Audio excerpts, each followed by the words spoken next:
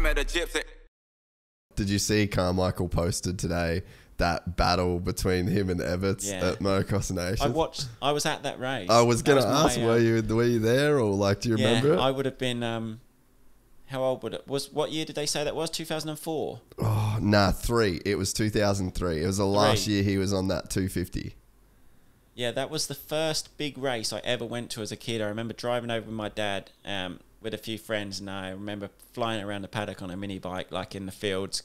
Zolder was the track it was at, and then that was actually the same track that I raced my first full year of GPs at. So the first round was in Zolder.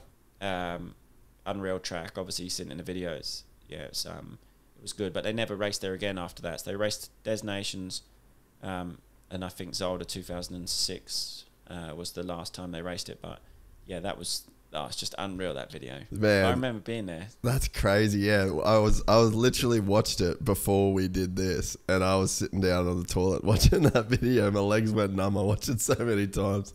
Yeah, I was just like, I see it yesterday, and then Ricky then reposted it. Yeah, man, what an era, dude! What an era! Like, just the champions that we had between Carmichael, Everts, and then you had like a young Caroli, and then you had like Stewart, Pastrana, Tortelli. Like, man, that was the craziest era of motocross back then. And styles that still hold up. Yeah, it is mad how you look back and you see them names. It was even it's just I don't know if it'll be the same now when you look back on this era, the young kids. It just seems odd, doesn't it? Like, how old are you? You're the same as me. Like, I think I'm 32. Yeah, I'm 33. I'm 88. You're 89, I think. Yeah, so it's I don't know if it's just because of our time, because then you get the older guys that are like, this was the main era, like when you had, say, Dave Thorpe, that's my team owner now, that they all look at that era, and then we look at the Carmichael, the Stewart, the Everts, like a day like that. They don't come around often, especially because you've got Everts that was so many times world champion at that point already. I think probably 7 times. Carmichael, who's the best of the best, and they just went head to head. Like, that rarely happens now. Yeah, dude. And I mean, the thing too, like, just the style of Everts, just to watch him ride, like on that video, like I watched it today, and you look at the way that he's just on the pegs, knees back, like just perfect positioning to be in. And that's a guy riding that bike would have handled like a donkey, really. Yeah.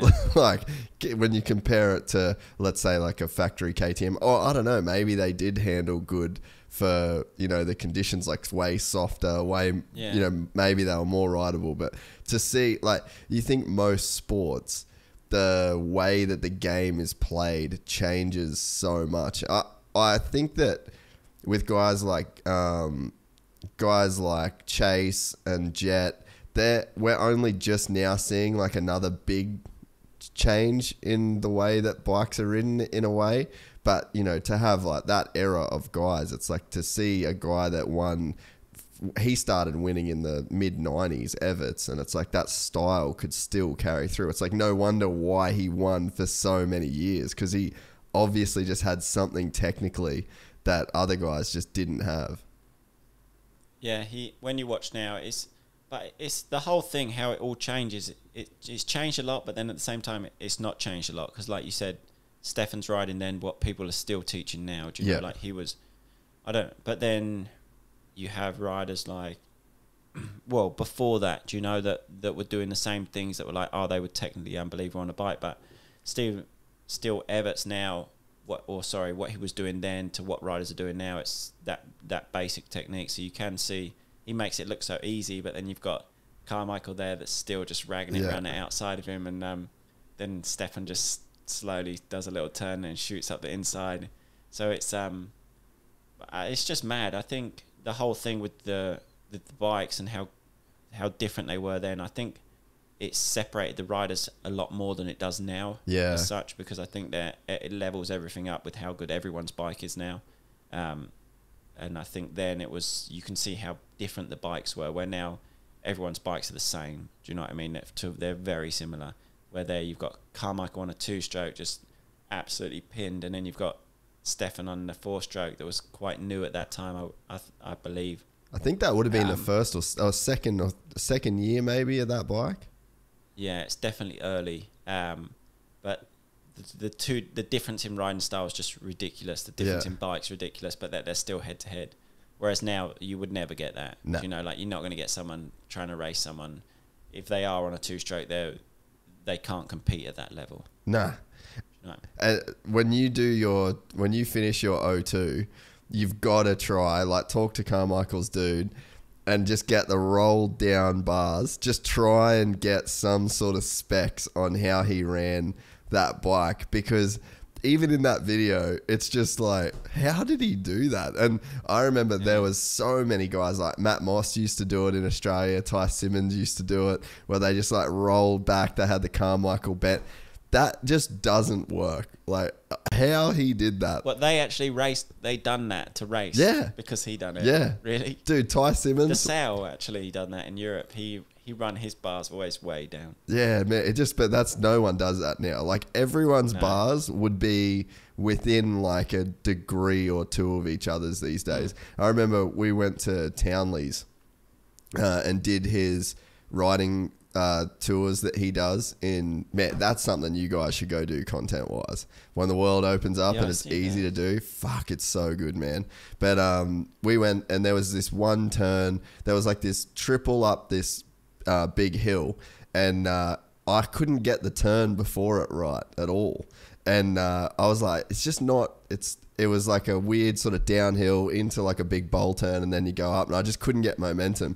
And then Townley's like, oh, let me ride your bike. Because I was like, man, I'm fucking wedged. I just can't I'm not going fast enough through a turn. It just doesn't feel good. And then he's like, I'll ride your bike. He gets off it, and he goes, you need to roll your handlebars forward like just half a degree. And then I was like, all right. And then I did it, and the bike actually turned. And he's like, yeah, man, like the way that your handlebars were, like they're too far back. You're just never going to be able to get the bike to turn like that. Like, that's how big of a difference. Really, it made that much difference? Yeah. And like it just made, I guess because it was such like an exaggerated type of turn, like it's such a steep downhill into such a steep bowl turn. And then you go on it, like everything about the turn was just like kind of hard to do. So just that little bit of setup. And he was like, man, any bike, like this is where you have to run your handlebars, or it just doesn't turn. But you can see the way that Ricky's turning the bike back then. It's like, it's just all rear wheel, right?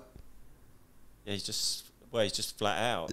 He doesn't turn. He was never turning off Stefan was turning everything like off the power, just real smooth. And then you got Ricky just either blowing through a berm to help him turn, but everything was to help him turn, if you know what I mean. Yeah, it was just like tip and power to go, which is just a completely like contrast in style. Yeah, no, it's good to see. Really good to watch. But you just don't get that now. Like, you would never get it. We're excited to announce the launch of our new membership site, GYPSYTales.com, packed with exclusive content and perks that you won't find anywhere else. This is your chance to become a part of the Gypsy Gang. And as a special bonus, if you sign up to an annual membership, you'll be entered into the draw to win our custom-built TC125. Gypsy Gang.